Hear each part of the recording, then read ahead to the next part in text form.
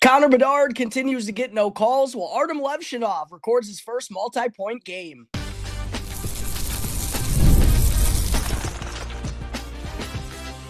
You're Locked On Blackhawks, your daily podcast on the Chicago Blackhawks, part of the Locked On Podcast Network, your team every day. What's happening, Blackhawks fans? Welcome back to another episode of Locked On Blackhawks, part of the Locked On Podcast Network, your team every day. Real quick, do me a favor, hit that like button, hop in the comments section, and subscribe to Locked On Blackhawks on YouTube. Go and follow Locked On Blackhawks as well for 100% free, as is everything on X at @L O _Blackhawks. Notice recently that account is closing in on 2,000 followers, so would greatly appreciate all of the support. Happy Wednesday, everyone. Again, thank you all for joining me on another episode of Locked On Blackhawks, your one-stop shop for all things Chicago Blackhawks. I say happy Wednesday, but in actuality, I'm sure a majority of my viewers and listeners are tuning into this on Thursday morning or Thursday afternoon. I'm just recording on Wednesday as a post game, as I actually didn't record an episode earlier in the morning or afternoon on Wednesday because the episode that I dropped on Tuesday was posted a little later in the afternoon. Wanted to make sure to give that show the proper shelf life so the views didn't get absolutely squashed. We'll be having the regular 5 episodes coming out here this week, Blackhawks fans, but a 5-3 loss for the Hawks to the New Jersey Devils as they were unable to build off of their 7-4 win over the Philadelphia Flyers in their last time out, in which they scored a season high in goals. This now marks 8 losses over the last 9 games for the Blackhawks. Ouch.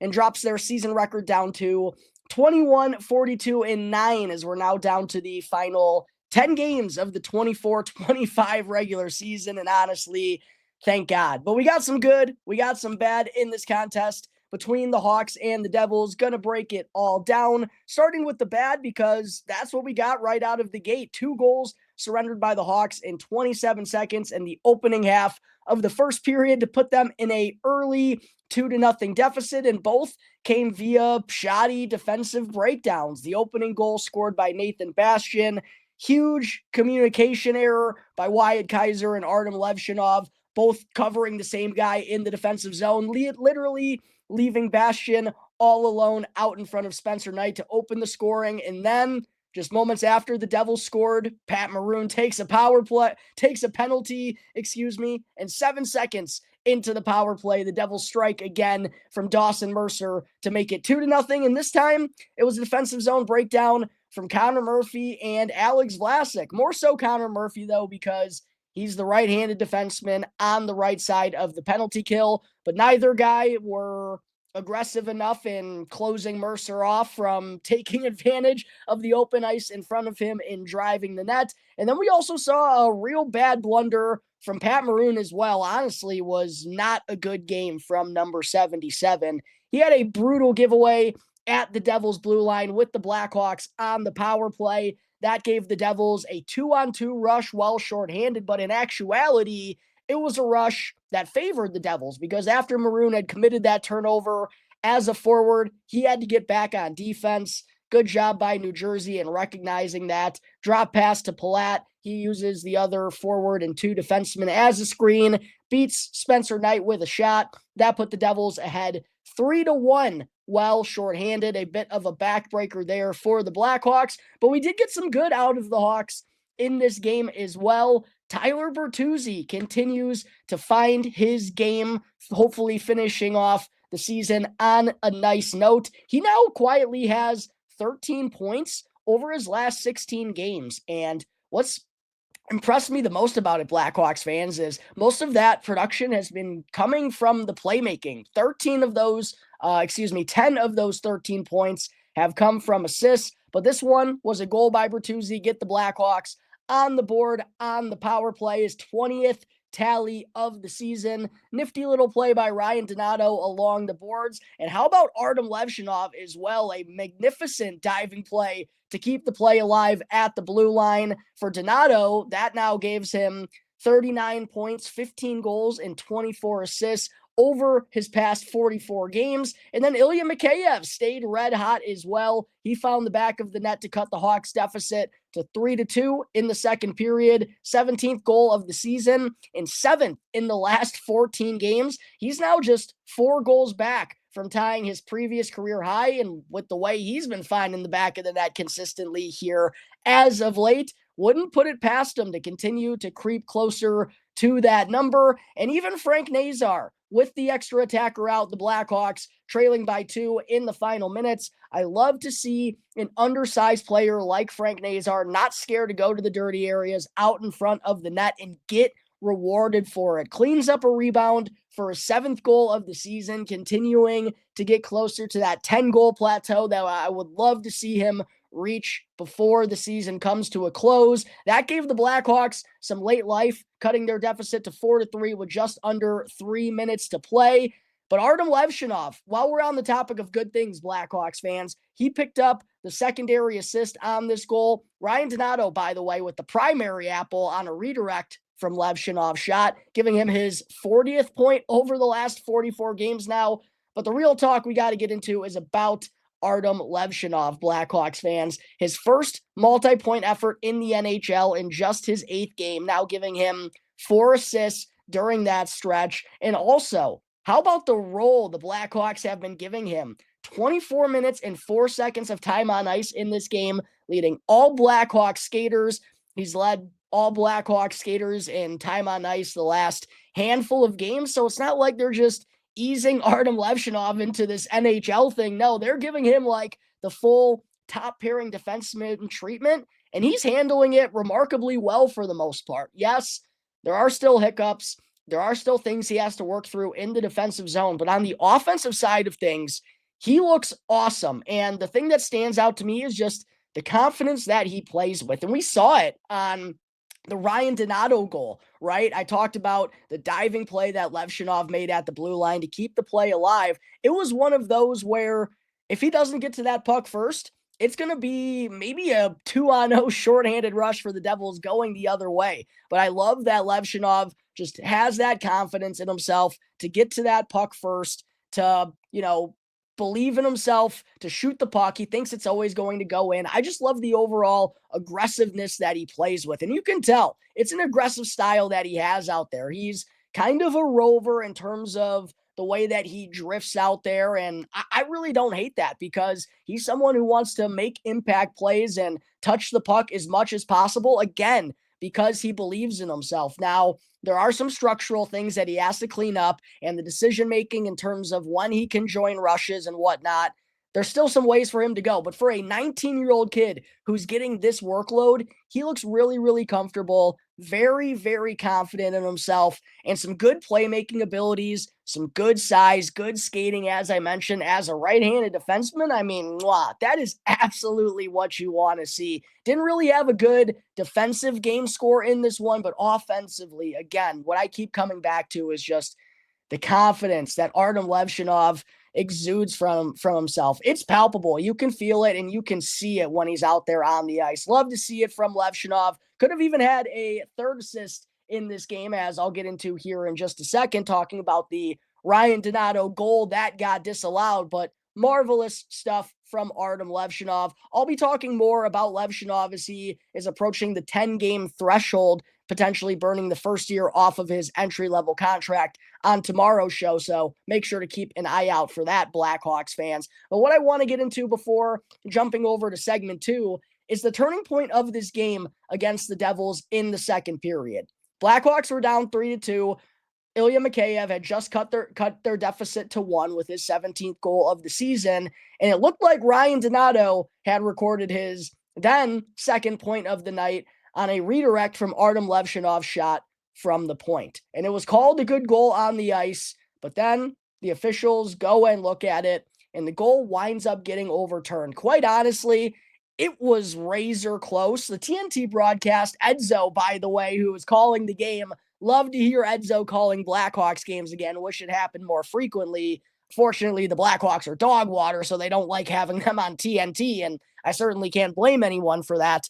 But Edzo and the broadcasting crew made it seem like they were very certain that this was no goal. I wasn't as convinced. I didn't think it was clear cut in the video replay enough to overturn the call on the ice. But the officials obviously felt a different way. They call it no goal, take the goal off. And then just moments after, Blackhawks fans, Connor Bedard gets knocked down to the ice by Devils defenseman Simon Nemec. And Nemec is cross-checking Bedard a couple of times. Looks like his stick is caught up somewhere, maybe under Bedard's arm. Not exactly sure what was going down there. But he most certainly held Bedard down and gave Bedard a few extra checks to the back and maybe even potentially the back of the head as well. No calls from the officials. Landon Slaggert, being a good teammate, comes to the aid of Connor Bedard, goes over to Simon Nemec in the corner and gives him a couple cross checks, very baby cross checks, by the way, across the middle of his chest. And somehow the officials give Landon Slaggert the only penalty. And this is the kind of stuff that's been happening all year long, and I truly don't think, if you're not a Blackhawks fan, you fully understand, like, what we're talking about here. And when we say calls have been going against Connor Bedard, and honestly, just the Chicago Blackhawks in general, all season long, this is a perfect example. Because this should, at worst, have been either nothing, no penalties called for either side, 5-on-5, or 4-on-4 for the Blackhawks. At the very worst, either none of them go or both Slaggert and Nemec go. But for only Slaggert to wind up in the box is absolutely preposterous, and again, is a microcosm of what the Blackhawks and Connor Bedard have been dealing with all season long. I don't know what it is, but for whatever reason, this kid gets no calls whatsoever, and that was just literally the clearest example. Taking cross checks to the back of the head, to the back.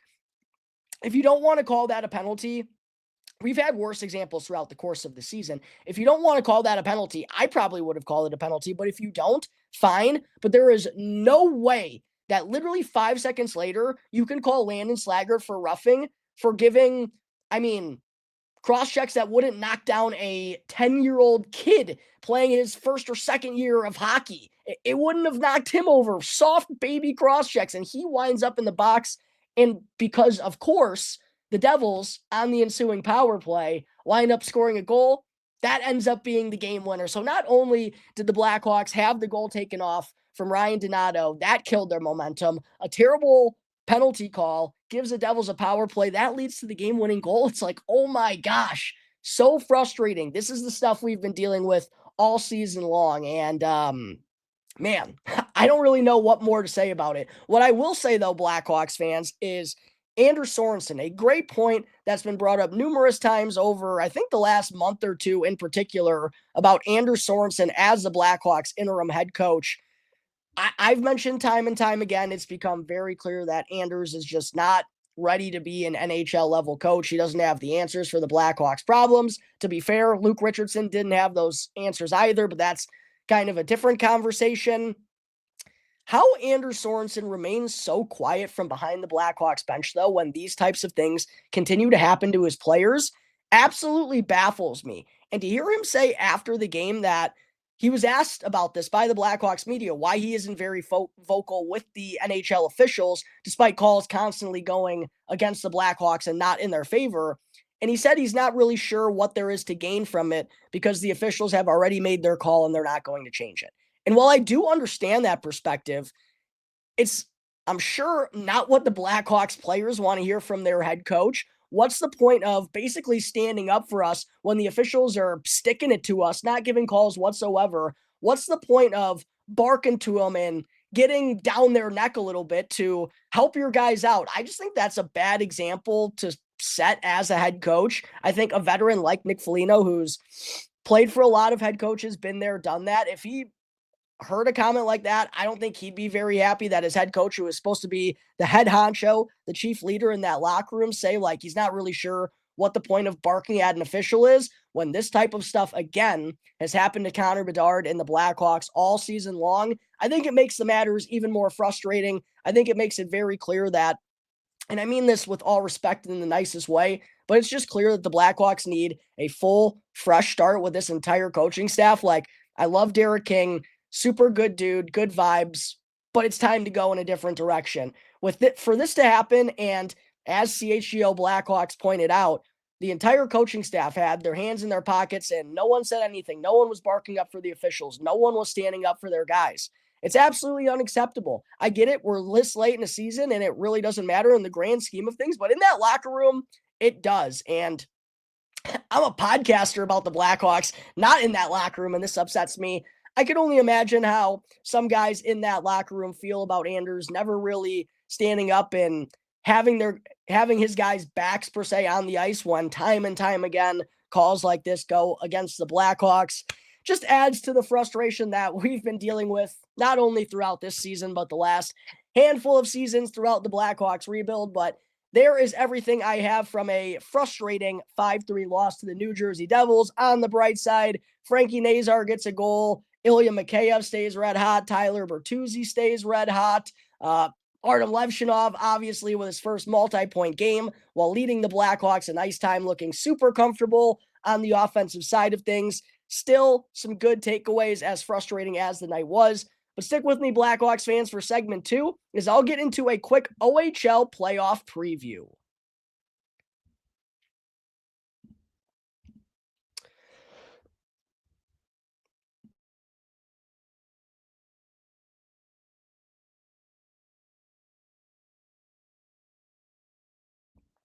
Ooh.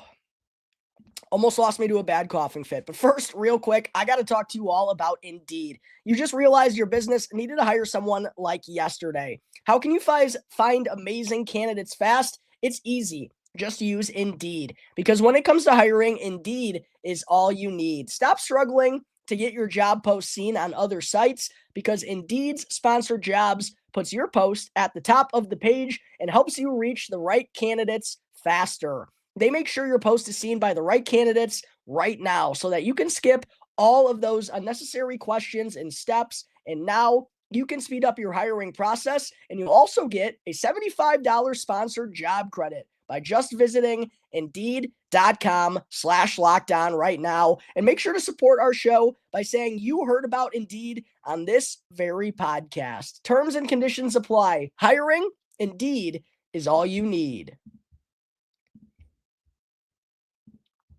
Segment 2, not only do we have the NCAA tournament set to get underway on Thursday this week, but so is the OHL postseason. And just like the NCAA tournament, a slew of Blackhawks prospects are going to be competing during the most crucial point of the season in the OHL playoffs. So let's dive into all of those playoff matchups and how things wrapped up in the regular season. First, starting with the Eastern Conference in the OHL, congratulations to Nick Lardis, Merrick Vanacker, and the Brantford Bulldogs for coming out on top and finishing as the 1 seed in the Eastern Conference during the regular season, sitting atop the standings with 93 points, a 44-19-5-0 record. They're the 1 seed heading into the Eastern Conference playoff bracket. The Barrie Colts were second, right behind them with 88 points. The Kingston Frontenacs also had 88 points, but finished as the 3 seed. The Oshawa Generals also had 88 points, 2, 3, and 4, all in the East, tied with 88 points. But Oshawa winds up as the 4 seed. The Brampton Steelheads, I almost didn't want to call them the Brampton Steelheads because I'm so used to saying the Mississauga Steelheads, but they are now, of course, located in Brampton. They finished as the 5 seed with Porter Martone with 82 points, 36-22, 10-0 record in the regular season. And then we get to the 6 seed out east, Alex Ferrand and the Sudbury Wolves, who amassed 69 points in the regular season with a 32-31-5-0 record. The Niagara Ice Dogs finished as the 7 seed with 66 points, and then the North Bay Battalion squeaked out the 8th spot in the Eastern Conference, 62 points in the regular season, while the Ottawa 67s and the Peterborough Petes were the 2 teams out east who didn't qualify for the playoffs. The first round playoff matchups out east, Nick Lardis and the Brantford Bulldogs will be taking on the North Bay Battalion, with game 1 kicking off this Friday, March 28th. Brantford obviously has home ice advantage. Getting into the stats for the regular season, Nick Lardis unfortunately did not play in Brantford's season finale. They kept him out to avoid injury. I totally understand it, but man, I'm sure he wanted that one final crack to get a couple of more goals. Winds up tied for the sixth most goals in OHL. Sixth or seventh. I'm sorry, Blackhawks fans. I don't want to misquote here. But regardless, Lardis tallied 117 points, 71 goals, and 46 assists in 65 regular season games. Obviously, led the CHL in goals, fourth in the OHL in points. OHL single season goal record. I just looked this up the other day and I tweeted it out. I don't know why. I can't remember it. He was tied for sixth. I should have known better. 71 goals for Nick Lardis on the season.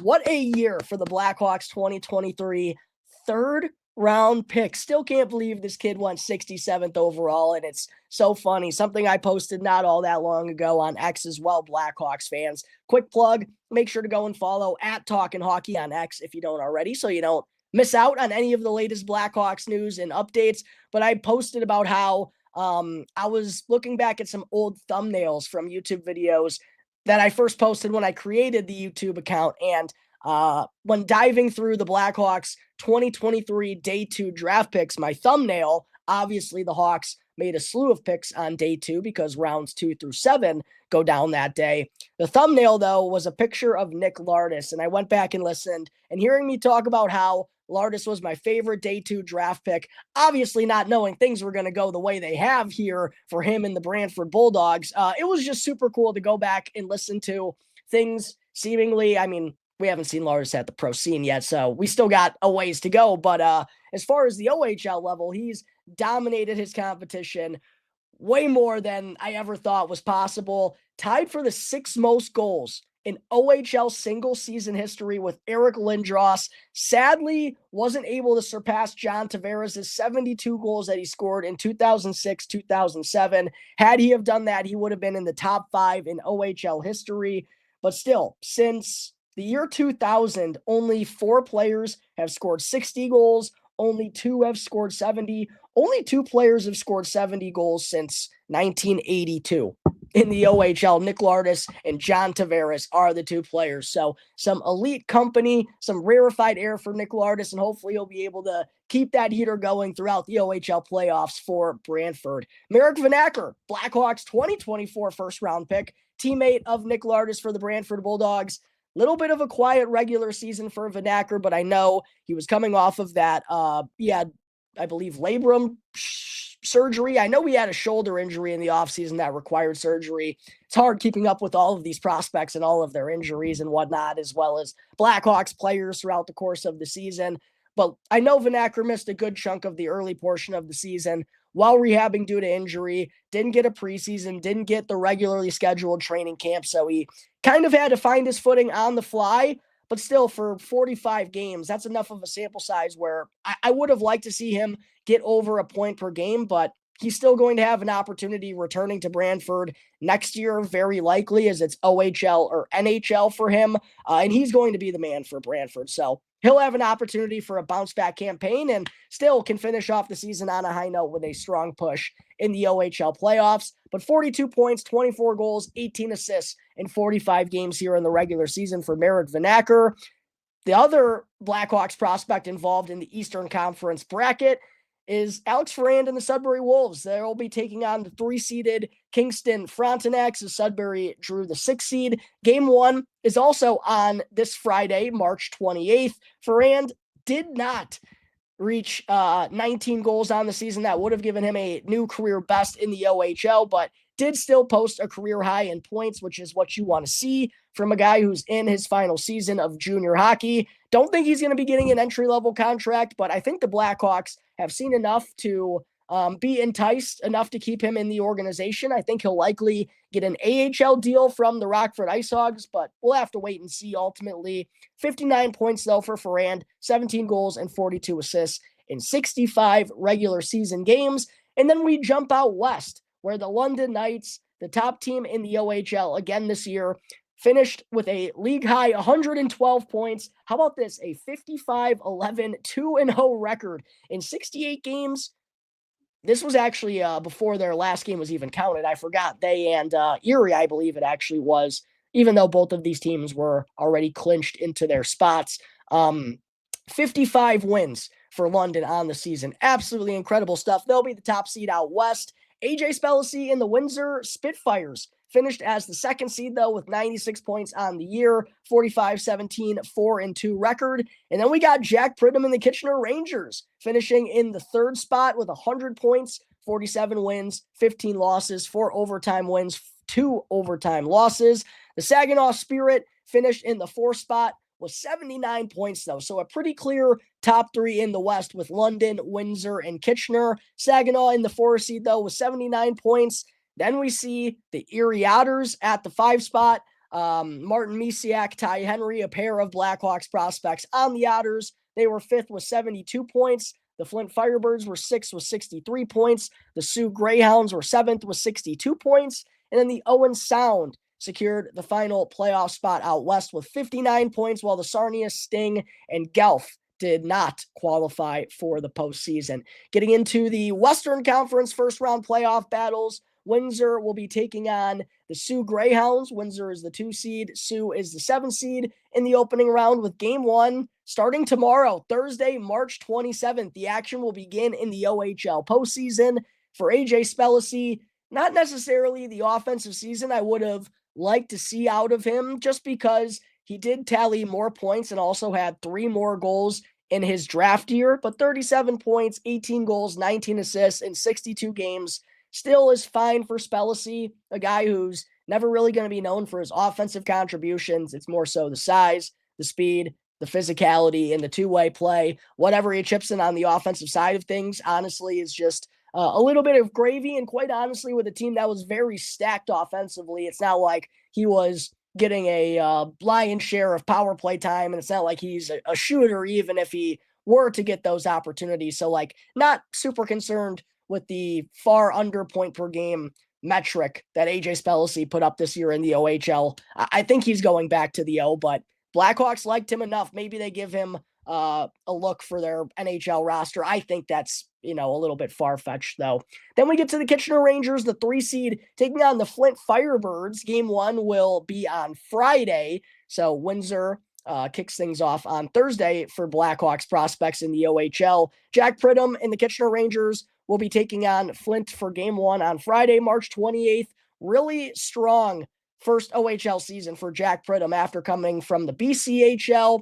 54 points, 27 goals, and 27 assists in 48 games for him this season. One of the top scorers on the team. I always talk about, I love the goal scoring ability on top of the playmaking because of the speed that he possesses. Really excited to see Jack Pridham in action during the OHL playoffs. And then, last but certainly not least, we get to the Erie Otters, the 5 seed. They'll be taking on the Saginaw Spirit, the 4 seed in the opening round. Game 1 also goes down on Thursday, March 27th, tomorrow. Martin Misiak had a really strong final game of the regular season. I believe it was at least a 2-point outing for him, possibly even 3. Almost got him up to a point per game in what probably is his final OHL season. 59 points, 23 goals, and 36 assists in 60 games for Martin Misiak this year. Been utilized in a lot of different ways. Top line wing, top line center, second line wing, second line center. But I like that versatility. I like the size that he has, 6'1", 6'2", and plays a two-way physical style of game also. And then Blackhawks 2024 6th-round pick Ty Henry finished the year with 17 points in 63 games. 1 goal and 16 assists, but wasn't a guy who was drafted for his offense. It was his size and his defensive prowess. Don't really, with all due respect, give him much of a chance, given the Blackhawks' defensive depth in the prospect pool to get an ELC or get in a professional contract, but you never know. Crazier things have happened. But as far as which Blackhawks prospect in the OHL, I believe has the best chance at winning the championship this year, I think undoubtedly in the East, it's the Brantford Bulldogs, the number 1 seed. They avoid the London Knights up until the finals. Windsor and Kitchener are also over in the Western Conference. So Brantford, if they take care of business, real good chance they could at least make it to the OHL championship. Out west, it's going to be really hard for anyone to top London, but obviously both Windsor and Kitchener have very good squads. I admittedly am more familiar with the Windsor Spitfires than I am the Kitchener Rangers, so I'd probably lean towards Windsor. I know Liam Greentree has been an absolute monster for the Spitfires this year, and for all the people who have been with me for at least a year now, I was super high on Liam Greentree going into the 2024 NHL Draft, so I'm not surprised whatsoever with the year he's been having for the Spitfires. I would go with Brantford and Windsor as the two most likely teams carrying Blackhawks prospects, but undoubtedly to me, it's all about the Brantford Bulldogs. Nick Lardis, Marek Vanacker, they got a very talented team over there. Excited to see Brantford and all of these other teams in action when the OHL playoffs begin tomorrow. So does the NCAA tournament. I promise there will be no place providing you updates on all of these games involving Blackhawks prospects like Locked On Blackhawks. Another great reason for you all to go and hit that subscribe button. Again, 100% free. Will not cost you anything and really does help me out in a massive way. But coming up in just a minute, Blackhawks fans, before I close out today's episode, since we're on the topic of the OHL, I'll get into a quick update on 2025 NHL Draft prospect, Matthew Schaefer. Quickly, though, I got to talk to you all about a new sponsor here on Locked On Blackhawks, which is Trade Coffee. If you're like me, your mornings have to start with a good cup of coffee, but I got real tired of settling for grocery store brands that just weren't cutting it. That's why I turned to Trade. And let me tell you, this coffee is next level. Trade is the #1 specialty coffee marketplace in the United States, bringing you fresh coffee from over 50 of the country's top roasters. And their experts have taste tested thousands of coffees, curating over 450 amazing roasts. Whether you're new to coffee or know exactly what you like, they'll handpick the perfect match for you. And my first bag was an absolute game changer. I just got it in the mail here recently with a Trade mug, which I greatly appreciate. And it had such a smooth, rich flavor, and I could actually taste the difference from my usual coffee. And right now, Trade is exclusively offering our listeners 40% off their first order at drinktrade.com/LockedOnNHL. Again, that's drinktrade, TRADE.com/LockedOnNHL for 40% off on your first order. Drink Trade, the coffee that's next level.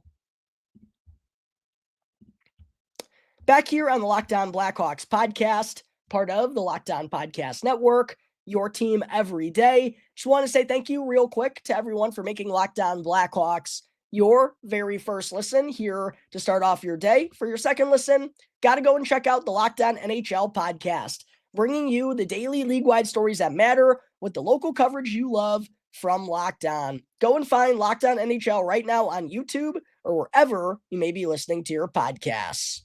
Segment 3, since we are talking about the OHL postseason, I figured now would be a rather appropriate time to get into a quick update on 2025 top NHL draft prospect Matthew Schaefer, who, of course, is still right in the mix for the #1 overall pick. Not in the mix, he's still the front runner to be the #1 overall pick in this year's draft, despite not having played since the World Juniors when suiting up for Team Canada, suffered a broken collarbone, and we now haven't seen him in game action for about 4 months. But of course, the Erie Otters qualified for the OHL playoffs.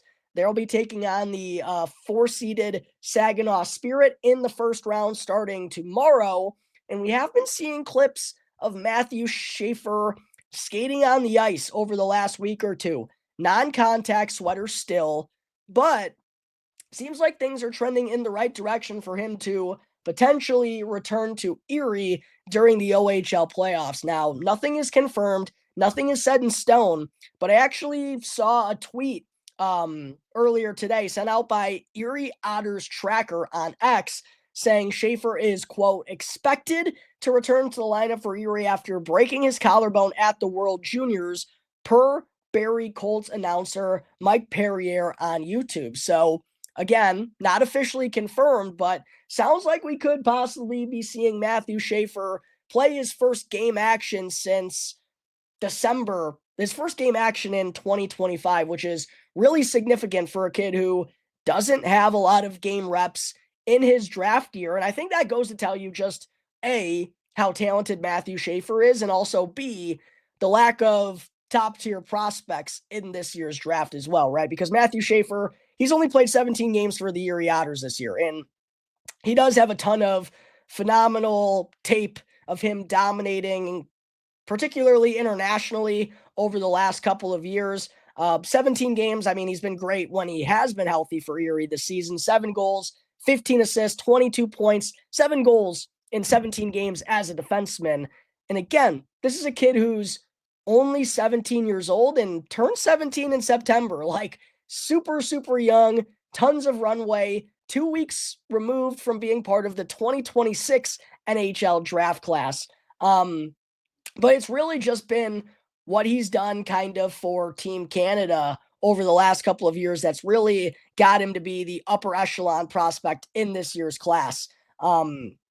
World U17s, the Helenka Gretzky U18s over in Finland, he had dominant performances at all of them. Looked really sharp at the World Juniors, prior to get injured. Has always looked sharp for the Erie Otters. I mean, as a 16-year-old in his first OHL season, he recorded 17 points in 56 games. I mean, incredible stuff. So there's a reason why Matthew Schaefer hasn't played a ton this year and is still, again, firmly the front runner to be the number 1 overall pick. But I do think, I'm sure he's itching to get back on the ice. I'm sure there are people also telling him that, you know, if you're not 100%, there's no real upside of you returning, because at this point, it does look like you're still going to wind up being number 1, but hockey players are just different. They're not built like athletes for the rest of these sports, right? Like, if they're healthy enough, they're going to want to play. And I don't know Matthew Schaefer personally, but I wouldn't be surprised to see him suit up for the Erie Otters here in the postseason. We'll see if that winds up being the case, but definitely wanted to provide that update since, you know, the kid who is very likely going number 1 overall, we haven't seen him play in 4 months. He's now trending in the right direction. We get a little updates from X that he could be returning here. I had to let all of you Blackhawks fans know, especially because if we do wind up winning the lottery, still a pretty good chance, even with our defensive prospect pool, that we wind up taking this kid. That's going to be a fascinating conversation throughout the course of the summer. But there is the latest I have on Matthew Schaefer as the OHL playoffs, like the NCAA tournament, set to get underway tomorrow. I'll be covering it all right here on Locked On Blackhawks, as I'm sure the final 10 games of the NHL regular season are going to be abysmal. But thank you all again for joining me on another episode of Locked On Blackhawks. As always, I'm your host, Jack Bushman. You can find me on X at Jack Bushman2. Make sure to follow my Strictly Blackhawks account, though, at Talkin' Hockey, for all the latest Blackhawks news and updates. Until tomorrow's episode, everyone, enjoy the rest of your days, Wednesdays, Thursdays, whenever you may be tuning into this. I'll see you next time on the Locked On Blackhawks podcast, part of the Locked On Podcast Network, your team every day.